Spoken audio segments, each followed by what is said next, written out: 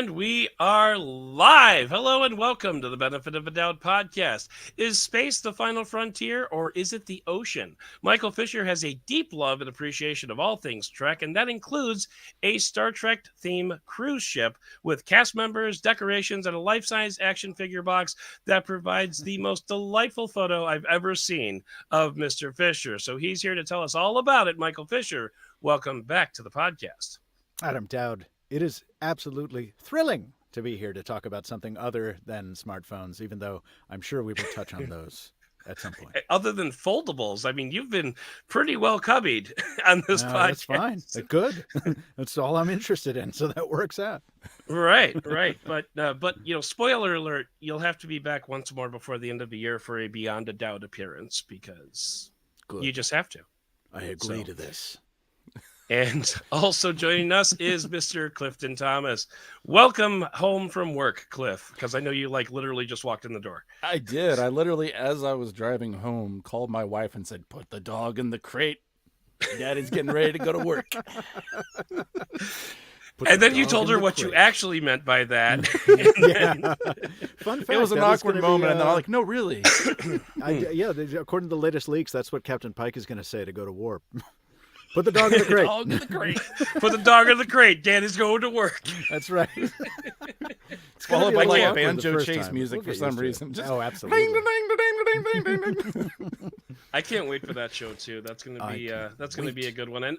And for the audience, off air we were talking about Star Trek Picard and Star Trek Discovery and all things Star Trek, because that's kind of what Michael does when he's not talking about foldables. Very true. So, Michael, you recently took a trip, a bit of a venture, if you will, oh my God, it only just now occurred to me how amazing this must have been for you, because not only were you combining your love of Star Trek, but your love of boats and the sea and just ridiculous. This is what I told everyone. Everyone's like, "Are you having a good cruise so far?" I'm like, this is the only thing I'm as nerdy about as Star Trek is nauticalia, if you will. No. It was wonderful. And I will give you an additional insight into this. We were, unless you wanted to further set it up. I was going to say, that's kind of what you're here for. All right. So the Star Trek cruise aside, I spent a week aboard the Mariner of the Seas, which is a Royal Caribbean cruise ship of the Voyager class. And this is significant to me, not just because it's the Voyager class, and also the Mariner is a nice Easter egg if you watch Star Trek Lower Decks. It's the lead character's name. I don't, but okay. Okay. Well, you should. I think you'd appreciate its humor. But, I don't do cartoons, but anyway. Neither do I, but I watched Lower Decks because it starts. Anyway, we'll get to that. Fair enough. I grew up writing some bad novels. I was a high school kid who wrote novels, and you will never get to read them. I don't care. But one of them was set on a cruise ship, and as inspiration at the time, they were building the lead ship of the class. They were building the Voyager of the Seas. So I grew up for 2 or 3 years in my bedroom with a poster on the wall next to my Spice Girls poster and Thou Shalt Not Whine plaque from the San Diego Zoo or some shit. A cross-section of the Voyager of the Seas. So it was amazing for me to finally get to step foot on this thing after... after imagining what it was like what it would be like to go on a ship that is big enough to support essentially a mall, and a full-size theater. And in the case of the Voyager, a hockey rink. We didn't have one of those. We had another theater, I think. But at any rate, that was a treat in and of itself. And then it's what I feared briefly, both for COVID reasons and for nerd reasons, was that we would be a Star Trek convention on a regular cruise, so that you'd have a regular cruise ship filled with a bunch of regular people trying to have a good time, and then 500 nerds. Okay. No, the entire thing was a charter, so it was 2,600 or so Star Trek fans and the crew, and that's it. That's awesome. Oh God, that is pretty awesome. It was, sir. It was. It might have been novel just to see 500 Star Trek nerds, convening with a bunch of 2,000 normals, on a regular, could you just imagine the back off, pal, live long and prosper, I mean that. I think it would have been much funnier if it was the reverse of that. So you had, 30 non-Trekkies and then 2,000 Trekkies on a boat. Well, actually, Cliff, that's basically what we got because a lot of people attended with their spouses or their partners. Right, and who don't give a crap. Like some of them are, in fact, Trekkie couples, but some of them are like, I would meet maybe one person every 2 days. It was like, oh, what are you here for? It's like, my wife or my husband. It's like, I don't really get into it, but it's a cruise ship for a week. What was I going to do? Say no? It's like, yeah, right, well, fair point. Exactly. Yeah. Exactly. So, was that your first? Have you been on board a cruise ship before for like been a on cruise? Before? I have indeed. You have. I have. I kind of figured that would be like a low hanging fruit for you, but well, still. just one cruise, and it was in college. It was for my dad's 60th birthday. My dad and my aunt are twins, and to celebrate that, we went on a cruise because my dad is, of course, a nautical nerd like I am. So it was great fun for us both. Every time we got underway, lean out over the rail and watch the tugs do their things. Like, oh, just how many bow thrusters does this thing have? But that was 13 years ago. So it was my first time and certainly on a ship of this size.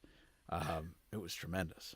I know, and I'm gonna diverge for this just for a bit. Then we'll get back to the Star Trek cruise. But I know you don't really like TikTok as a platform, but there is a TikToker who is a captain of a cruise ship, and like she'll show like things like here's how we cast off from the docks, and here's how we like maneuver out of port, and just like really cool stuff. Like here's my view from like that I can see like the lines and stuff like it's really cool stuff. Do that. Like I would be very into that if we could do it. For like in a slightly longer format, with just a little bit more depth to it on a free platform that in addition doesn't make you watch it vertically like a cretin. I just wish there was some platform out there where some professionals could share their opinion, their experiences in that way. I don't know if YouTube shorts are vertical, but anyway. Why do they have to be short? Nothing. I don't know. Nothing has to be short. It can be long. Why don't we let things be long again? I hear Vimeo might have some space available. Oh man, if you've got $20,000, yeah, right. Anyway, all right. I hate what shorts have done to youth culture. I'm an old man. Yeah, that's right. I like pants. Says the youngest guy in the room. Anyway, not in spirit, my friend. So, all right. So let's get back to the cruise. Now, you mentioned that you originally booked this pre-COVID, but obviously it got pushed off due to those. Yes. Yeah. So like, I just, how did you hear about this, and how fast did you book it after you heard about it? It's always danced around. Like when I was a kid, I remember there was a publication called Starland Magazine where you could buy it, and then you would buy it so you could buy other things, Star Trek comm badges and stuff. And they had advertisements at the time for a Star Trek cruise. It was a different incarnation. It was a different events company, whatever, but it was still very early in life. I was aware that you could buy tickets and spend a week on a cruise ship, not just with other Star Trek fans, but with the actors. Mm-hmm.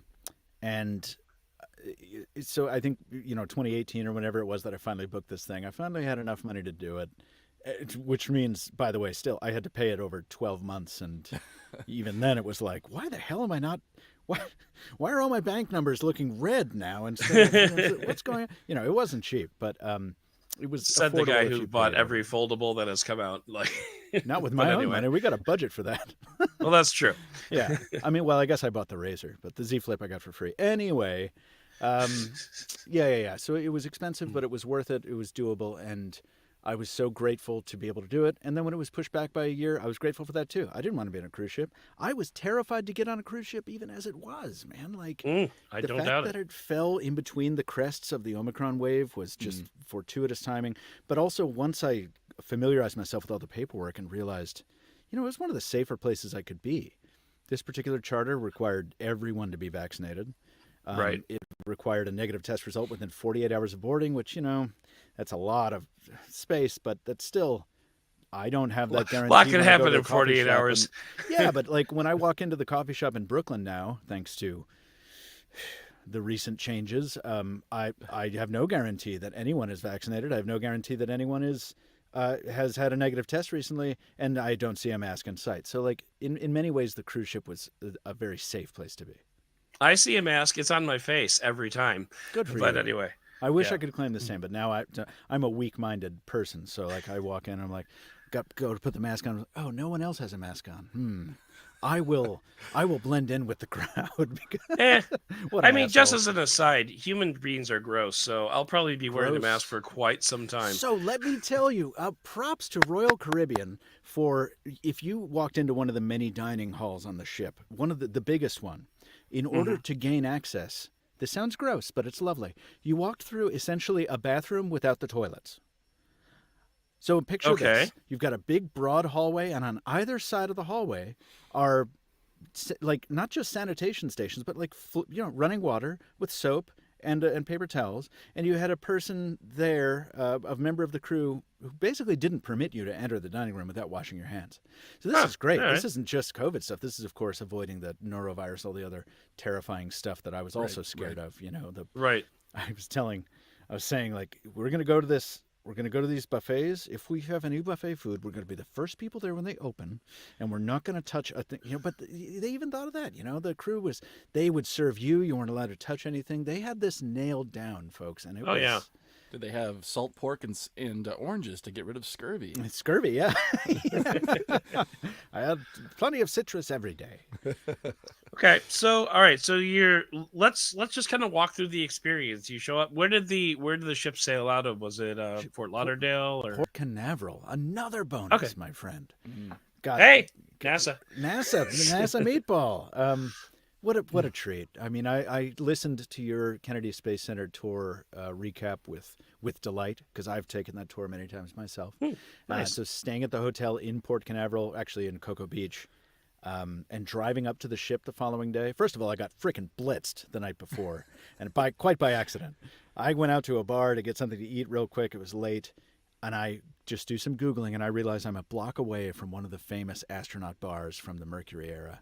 Oh, nice. So I go to that thing, and they've restored the bar. You know, it goes by a different name now, but they've kept the bar the way it was.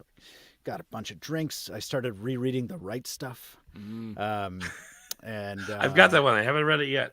skip the first 3 chapters. You'll have a great time. I find the first. You don't yeah. like the Chuck Yeager part? Just like Boba Fett season 1. Gotcha. wait. Yes, that checks out. I agree. Yeah. Anyway, roll up to the ship the next day, and you know, when you got a pregame on a Star Trek cruise, right? Not with alcohol, but with references. So we're rolling up in our Uber, and the ship clears the tree or the building or whatever, and I see it for the first time, and I just say, "There she is! There she is!" Oh. My Uber driver has no idea what's going on. I'm like, "The Wrath of Khan, best Star Trek." Never mind. They'll know on the ship. You don't know. But I was struck by the fact that once we walked aboard, I mean, it's not just a charter. It's not just the lowest possible effort. I mean, this Entertainment Cruise Productions was, I think, the name of the company, and every elevator on the ship was redressed as a turbo lift. Oh, awesome. Every bar on the promenade was renamed to the themes. There was a bar called the Schooner Bar when it's not a charter, but I think it was renamed the Captain's Lounge. And they have all these old paintings, these oil paintings of old pirate era captains and all this stuff, and they've all been redone with the captains from Star Trek. But the rest of the painting is unchanged. Like, you go into the casino and there's Quark there with a bunch of gold pressed latinum. Like, it's just every possible God. theming thing you could think of. It was just exquisitely done. I was so grateful for that, because so many times you can go to these conventions and they just, again, it's for a long It's time, like the one license holder table didn't with really- like some Star Trek garland on it that's like you would put up at your 10-year-old's birthday party or something. Yeah, man, it was just nice. It's nice to be taken care of by a company that you really feel like is doing real work, and they really were. And it sounds like they were almost as into it as you were, which is probably a fairly high bar. Absolutely, man. And that was another thing, to be surrounded by, and I'll talk more about this in a bit, but just to be surrounded by people who were at a bare minimum as into Star Trek as I am, that feels great. If you can envision the thing you are most passionate about from a fandom perspective. We were talking off mic about the Star Wars Galaxy's Edge in Disney World. It's like, it feels really great to be surrounded by people with whom you have something very important about yourself in common. Right. Mm-hmm. Oh, and yeah, like Galaxy's Edge is so well done. Like we just walked in and we're just like, Oh yeah, I'm feeling this. Like, and you just like look Yeah. everywhere, and it's just like, yeah, and like I was thinking like every single step I took in Galaxy's Edge, I'm like, my brother needs to be here. Like he Right. needs to be here, like so Yeah. desperately. But and I could just imagine that like on a cruise ship. Just, I mean, did they have at least one bar called 10 Forward? They had to have. So they had something better, Adam Dowd. Okay. One of the things you may not know if you have not taken a cruise, General you, is that the ship is very large, typically, and very difficult to navigate. Okay. It's no matter how well it's laid out, it's just such a monster, and there's so many decks, and you can get lost very easily. So one of the many event spaces that was used very well throughout the course of the thing was called 5 Forward, because it was located forward on deck 5. It's On the deck only 5. place I could find without referring to the ship's map, and I really appreciated that. Were there two angry aliens there telling you human played Domjot? No.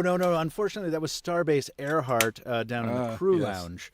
I wasn't allowed down there after I got it. into an altercation. Play Domjot.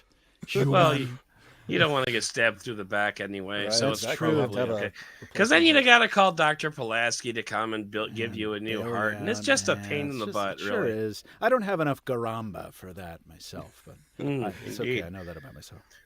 So how long was the cruise? All 7 told? days. 7. God, 7 days, man. Mm-hmm. And so like I can imagine like with my level of Star Trekdom, I could see that getting old right around day 3. But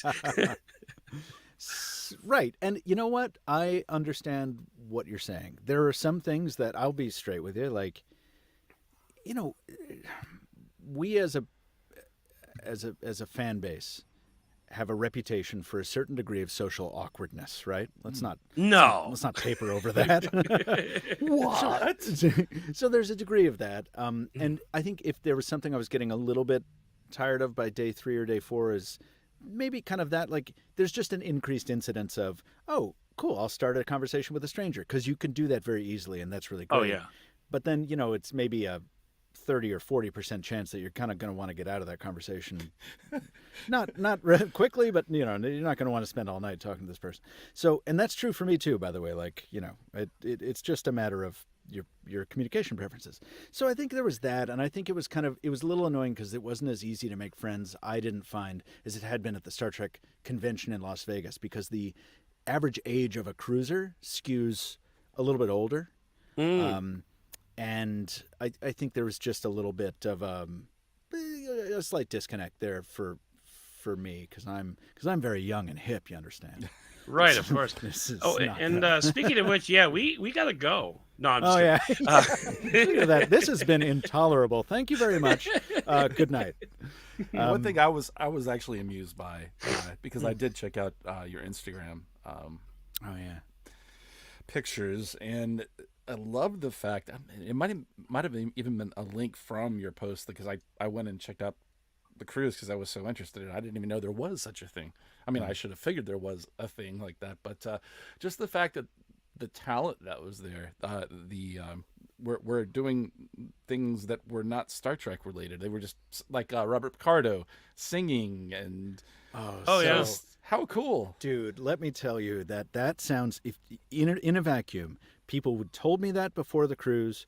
People told me that about conventions before I went to conventions, and I was like, who could care? Why do I give a shit about Tim Russ playing the electric guitar? I don't care. I like Tuvok, right? So what happens though when you go to these conventions, and ideally you do make friends, as we did. I don't want to suggest that we didn't make friends, because we did. And they would be walking into something. And these freaking schedules are so packed, you have no idea what's going on. You're going to be just missing shit all the time because there's too much to do. So I'd see my friends walking in and something, hey guys, what are you doing? Oh, we're going to go see Tim Russ play the electric guitar. I'm like, all right, well, I like you guys, so I'll go Why? hang out with you for that. No. Go sit down in that space. And it was the most fun hour to watch Nice. Tim Russ and his like bright, massive, beaming smile, just having such a great time playing with this band. And he was awesome too. And Robert Picardo singing, yes. And at the convention, I saw Brent Spiner had an evening of like, not show tunes, but like his own written kind of improvised storytelling. It all sounds just so like, what? An No, I want ode to talk to about Star Trek. Spot. Yes. No, but it Spider's was just a all so very great. interesting human being. And, Oh, for sure. His humor is Oh. ridiculous. And to be Yeah. serious about it for a second, we were given quite a show by George Takei, who started his hour-long main stage show the first night talking about, some humorous recollections, but spent the vast majority of that time going into explicit detail about his time in a Japanese internment camp Oh, in wow. World War II.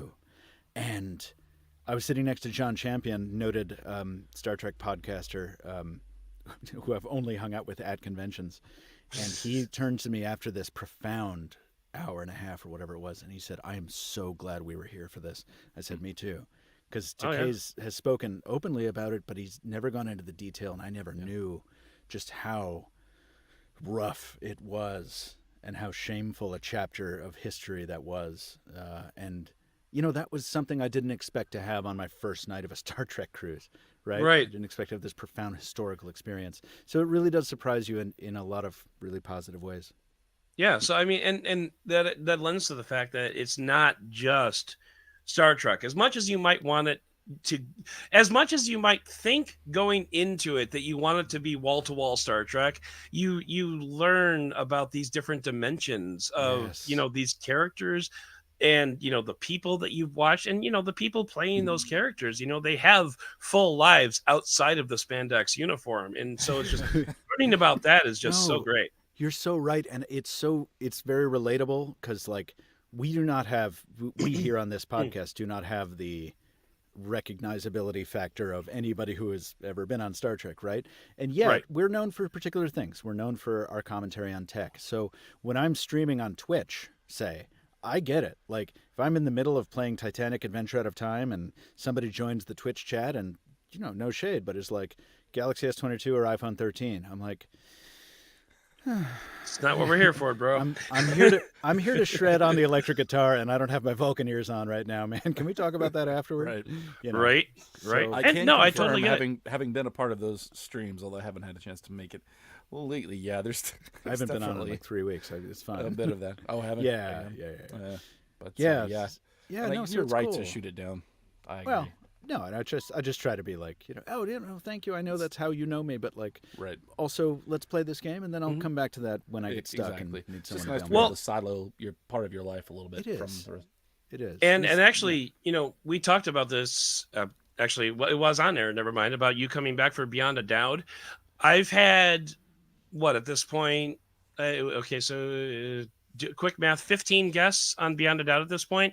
Yeah. I have not done any research on any of them because I just want to bring it up and let the conversation go where it goes. Let it And flow. because I like learning about like really cool parts. Like Chris Davies, before he started at Slash Gear, he was in like medical care. Like I did not know Wow. that, but I that had was like forgotten that. that was Yeah. like 10 minutes of our conversation. And like I love learning about the different aspects. Like I don't want to just Yeah. bring you on Beyond a Doubt and say, Galaxy S22 or iPhone 13, Yeah. it just because Yeah. that's just, Beyond a Doubt is about getting to know the people. And I think Which I appreciate. this Star Trek cruise gives you a similar experience, but like probably on a Completely. grander scale because you're talking about like literal celebrities, but Absolutely. not just Yeah. us posers. And since we've talked about how we really didn't want to have a smartphone related conversation, Like how Cliff's pause. camera just decided to punch in at right that Yep. moment. It's like, this is going to be. I'm ready for my close-up, Mr. DeVille. Yep. What is he going to say? So intense. So I know we it was kind of nice not to have a smartphone related conversation, but I thought I'd bring it back to that because I thought it was really cool that you unintentionally, I guess, had what is now a Star Trek prop with your Galaxy Fold 3. Yes, and Flip 3, both of them. Really? Well, both. Yeah. I saw the fold. I didn't see the flip. I noticed the fold first. So yeah, Star Trek Picard, if you don't know, Friends, has some Galaxy devices repurposed as props, and it's so freaking great because the Galaxy Flip 3, one of the best things about it is that it looks like a tricorder to begin with. Mm-hmm. But they built a 3D. Well, I don't know if they 3D printed it. They probably did. They did a custom designed 3D case for the show. They did some custom coding animations to give it a future interface. And I think within 48 hours of that episode airing, and I called it. I said, "This is about to happen." Like the first person in the Facebook props group was like, "All right, I've already got some CAD files. I'm going to do a test print in a couple days. We are very shortly going to have tricorder, and the software's already done. The NST Enterprises, big shout out to that fella, who has made the Trek Total interface theme. So if you have an Android phone of any kind, I actually loaned him a few phones for a little bit so that he could adjust the aspect ratio. You can skin the entire phone to an LCARS TNG era interface, and it's just amazing work. I should try that once just to try it because it's great. I mean, I had it set up that way for the whole convention, and to give you a sense of the nerditude on this ship, the number of people who asked me about this was 0 because they were like, "Oh yeah." Yeah, I recognize that. Oh, you're still using that version? I've got the updated one. I'm on version 20. Mm-hmm. Right. But it's so lovely that we've come kind of full circle with that stuff. I think the first time I saw a smart device of any modern ilk was in Star Trek Nemesis, one of the worst movies, when they repurposed a Palm PDA as a tricorder. And I was like, oh, yeah, that's kind of interesting. It doesn't feel that futuristic, but these do, because foldables still have that luster of, oh, is that from space? So it's funny though. Like I really just very, very quickly. It's funny how, I mean, it's been so long since even any of the Next Generation movies have been relatively new, but they feel so out of time to me. I feel like I just saw them in the theater like 5 years ago, and just when I think about how long it's been, and then like how much personal technology has actually changed, or it's actually caught up with a lot of the things that we saw. It's just kind of wild to me. But, I was just thinking of that today. I remember distinctly seeing the first commercial for Microsoft Surface, not the tablets that we got, but the initial version that was the tabletop thing where people are moving user interface elements with their hands and like throwing that things they across used all the table. time in Hawaii 5-0. Oh, I didn't know that. Oh yeah. Well, it was just cool to see, that was the first time I ever saw something that looked like a Star Trek level, like LCARS technology. I was like, oh, wow. Wonder if we'll ever get there with phones, because that would be great. And, here we are. All right.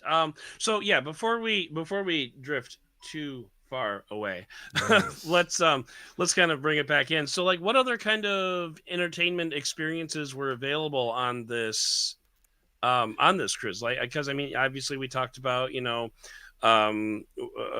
Takei, and we talked about Tim Russ playing guitar, Robert guitar. What other kind of treats were in store for you on your 7-day voyage across the stars? I would list them all, but it would be just so painful to listen to. There's just so many. Everything from trivia nights, where we did very well. 18 out of 20, 17 out of 20 are our average. Not That's bad. respectable. Our little groups.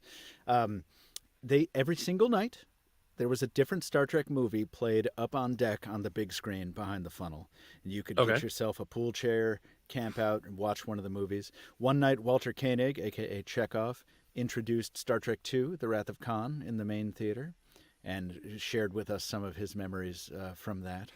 There were things I did not participate in, such as yoga on the upper deck, not because I didn't want to, because I would have been very embarrassed by my performance. Nana, a visitor, had a series of interviews for her documentary about women in Trek, and everyone was welcome to come up and share their experiences, how Trek had affected them, and so on. Garrett Wang was hilariously led everything. He's very, very funny, Ensign Harry Kim.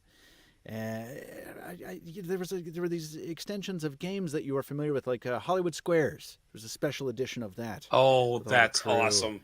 George Takei was one of them. Yes, but the amount of laughing, you just don't expect it, because you get John Billingsley up there from Enterprise, the Doctor from Enterprise, and he's just everything that comes out of his mouth. You know these people in your life where every joke they drop is like a 9 out of 10.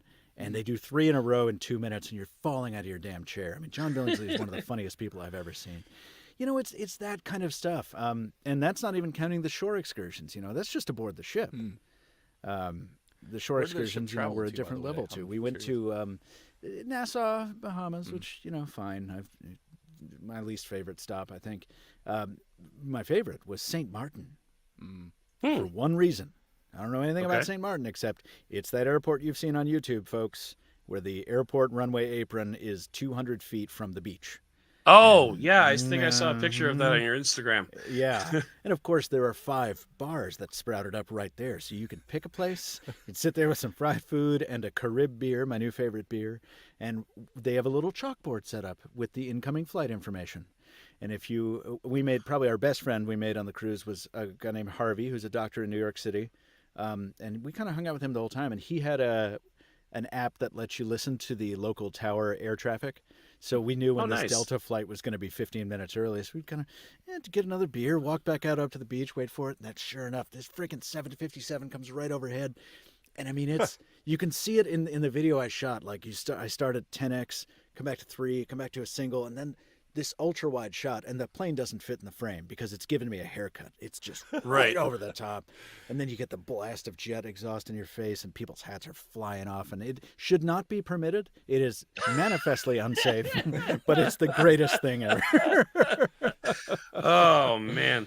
If you go to St. Martin, you got to go to the side note. I talked about this on the podcast a couple of weeks ago, but did you ever check out that, what was the name of the channel? Something like We Love Jets or something like that. It was like Big Jet Love or something. It's basically this guy who just like basically films large jets in airports. And like in this particular case, there was like a huge, like almost tropical storm, not tropical, obviously, because it was in London, but a huge storm was blowing through the area. And so he grabbed his van and went down and watched planes trying to land in this huge crazy storm. Crosswind, right? Yeah. Yeah. Like the planes are basically flying sideways. It's, I saw that video. Yeah. And it was a B-52, which has a crazy amount of wingspan to begin with.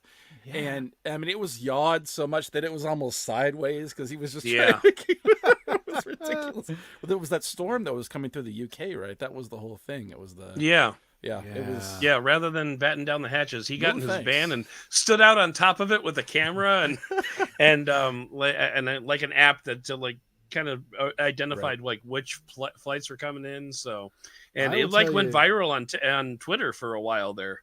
Yeah, so, there's a few of the, and I do know the one you're talking about now. Yeah, because I remember that peaking.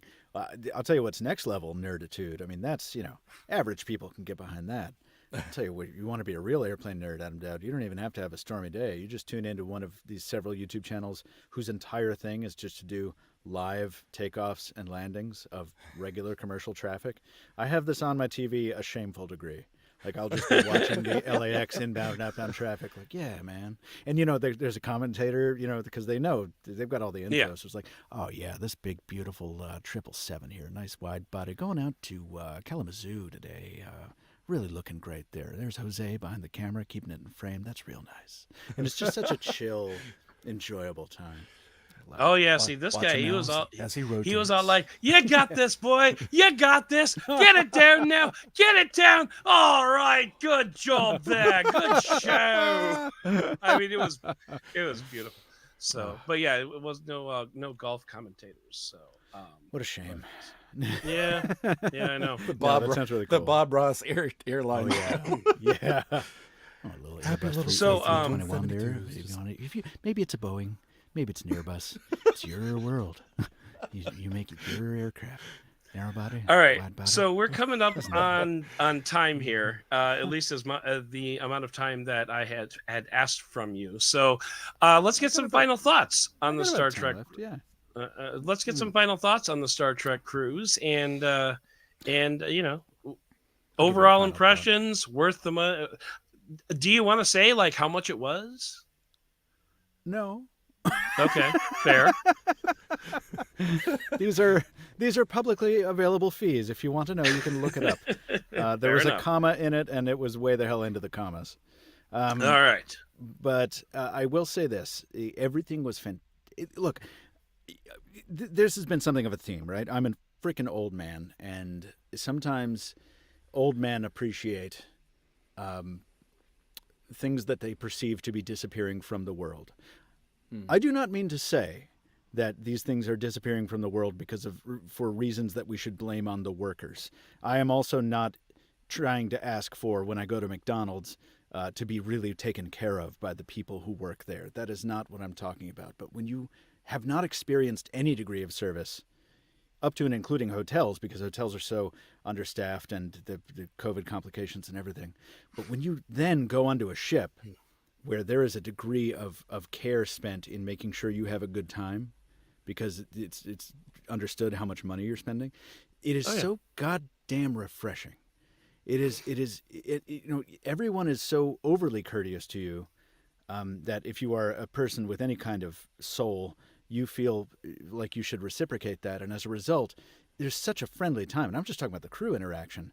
And then when you add on to that, just the lovely benefits I talked about to going to a Star Trek convention, where literally at a very base level, at starting from scratch, there are no strangers aboard. You can start a conversation with anyone, and it will be lovely. So, that just leads to kind of this feedback loop of positivity. In the first 2 days, I was going around with a fucking smile on my face that just would not go away. And by the end of the voyage, I certainly did not want to get off the ship. So is it worth it? 100%. There's only one, I would say there's only one major problem, besides the internet, which is trash and you shouldn't pay for. Right. There's a band. There's a band called Band 47, which, Cliff, you may get that Easter egg. 47 is a very overused number in Star Trek, and it's become a bit of a meme itself. So Band 47, yada yada. And they make a lot of songs for the cruise, and they're a lovely band, and it's really great. But the cruise has a theme song, and it comes up in the rotation on the ship's music loop, I think about 18 times a day. So now, a little more often than you'd like. Okay.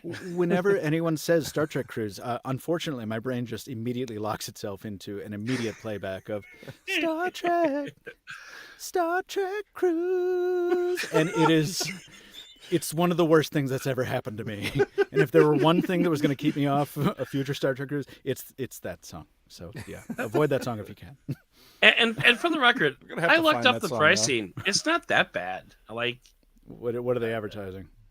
I mean, room? Ocean view balcony room, $3,000 for 7 days. That's not bad. Okay, that's not what I paid. Okay.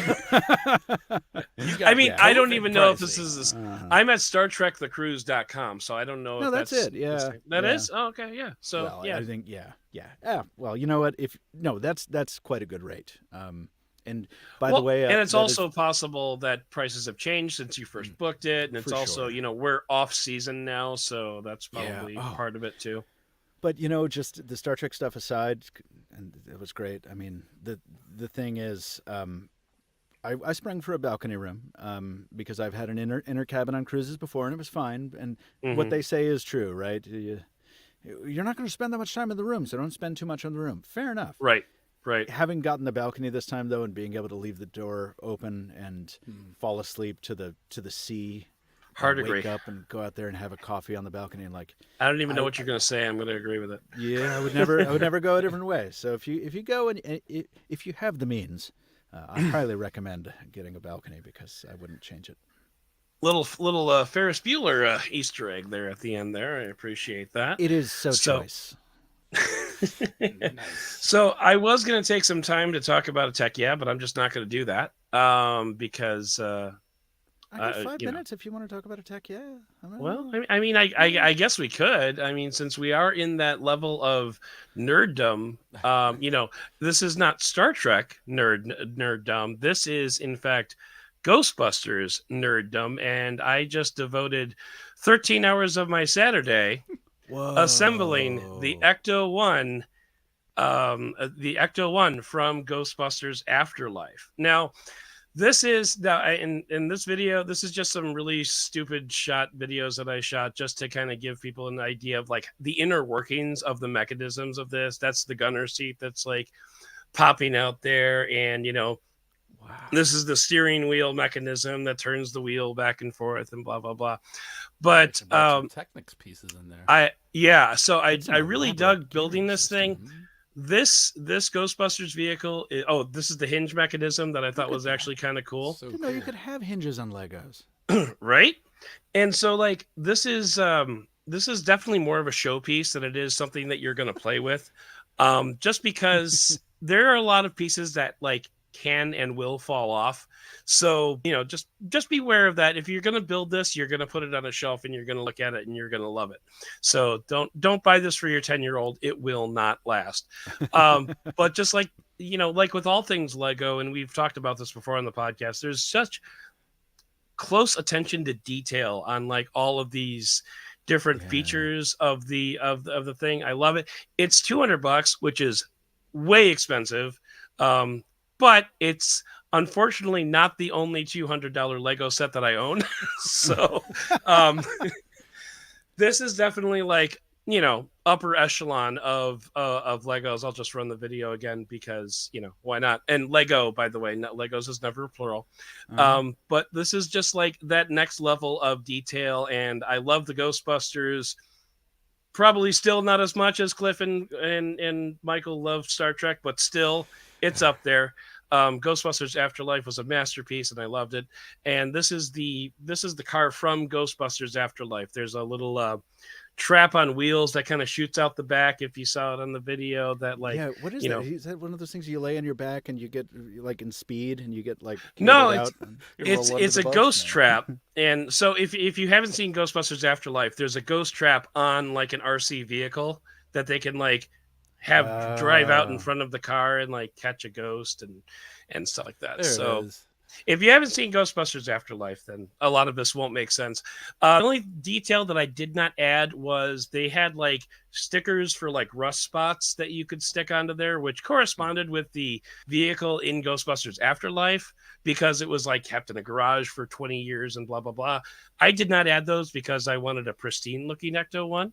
You wanted what we call in the prop world an idealized version. That's right. That's right. I very much wanted an idealized version. You didn't want the barn find Ecto one. And you know, like the one downside that I would say, and this isn't actually in the video, but the one downside that I didn't necessarily like about the model was there is a noticeable gap between like the windows, the static windows, and when the doors close. And I get there kind of has to be because, you know, moving things need room to move. But I saw that and I'm just like, really? That's what you're doing there? Okay. Can't escape the panel seams. Even if you don't buy Tesla, you got panel gaps. It's just yeah. So but these are pretty darn noticeable. I'm just saying. So anyway, that's my tech for the week. So I appreciate you indulging my nerdosity in the Ghostbusters world. Can I follow up with that? With absolutely. Yeah. Like I loved. So I've made many Titanic models, as you know, and one of my favorite things to do was in fact to paint rust as one of the final details, is to paint rust on the Titanic model. And people are like, what it was a brand new ship. Why would it have rust on it? And the fact is that only the port side, which was facing the pier, was touched up. And the starboard side was just covered in rust because nobody was going to see it. It didn't really matter. Just, you know, at certain points, not the whole thing. But so you and I have different flavors of appreciation for our idealized versus not idealized models, but that model is cool as hell, Adam Dowd. Isn't it? Ghostbusters fan, and like hugely, but what a cool model! It was really nice. I am not ashamed of the fact that I own that. But, you shouldn't be. By the way, the other $200 Lego set I have is the Discovery Space Shuttle, which is just my favorite shuttle. Yeah, and it's like bigger than this. And this car is 18 and a half inches long. I mean, this is a very large Lego model. So, and have you seen Discovery? Have you seen the actual shuttle? I believe they have Atlantis at the Atlantis at the NASA space at Kennedy. That's the only one that I've seen in person. Discovery in DC? Yeah, I think so. Okay. Yeah. Okay. Dude, I loved hearing your description of seeing Atlantis, Adam, because I will always remember that moment where they take you into the museum and it's so stupid. I'm sorry, I don't know if this segment's like we're going over. I'm sorry. No, you're fine. But you know, they make you watch the video before you go see the thing, and you're like, and then they lift the screen. Yeah, but then the screen comes up, and the movie screen that you were just watching becomes the actual shuttle in the position it was in the final frame of the movie, and I'm like, I almost cried. It was such a fantastic reveal. That is cool. I may have cried, actually. I don't remember, Yeah, that yeah, almost was for pride, I think. Yeah, because when they shut down that video feed, you can kind of see through the screen, and you're like, "Is that and then it goes up, and you're like, ah!" they deserve an award for that. If there's an award for like museum implementations of things like that, I hope they won it because it's amazing. I know it. That was very yeah. Anyway, Yeah. so we only have a couple minutes left with you, Michael. So this is the part where we roll out the red carpet for you, and you tell everybody how they could find you. Although honestly, if they found me, chances are they know where you are. Hey man, I'll tell them anyway because I have 2 names now, which is very confusing and inconvenient and dumb. On YouTube, I make videos at the Mr. Mobile, TheMrMobile, and I do that on Instagram as well. But you can also find me at Captain 2 Phones, Captain the number 2 Phones, most prominently on Twitter and also Instagram. And I thank you for the opportunity to share this experience. It was really, really great. I didn't post a lot about the cruise because I wanted it to be a chill time, and I'm happy to share the experience. So thank you for asking. I appreciate it. Well, thank you for doing your hair and and coming onto this video podcast. And I apologize for video podcasts. No, thank you. I really appreciate it. And Cliff, it's great to see you again. I talk to Adam all the time. I haven't seen you in a hot it's really second. good to see you as well. Yeah. Someday we will meet in person, my friend. I guess. Maybe. Maybe not. Maybe this is it. That could be. Maybe this is as close as we will ever get. And that would be cue the inappropriate zoom in. Okay. So dramatic. Yep. When the camera doesn't do it for you, you got to do it yourself. Okay. Manual override. Let's go ahead and wrap this up. That is going to do it for this episode of the podcast. Please consider subscribing to this podcast if you enjoyed it. And if you really enjoyed it, I would love it if you would write a review for the show. If you want some early access, jump onto Patreon at patreon.com/benefit of a doubt. You can write to the show by visiting benefitofadoubt.com/contact. I'd like to thank co-producer Cliff for all of his hard work behind the scenes. And I'd like to thank Mr. Michael Fisher for coming on and telling us all about the Star Trek cruise. But most of all, and as always, I'd like to thank you for listening and for giving us the benefit of the doubt.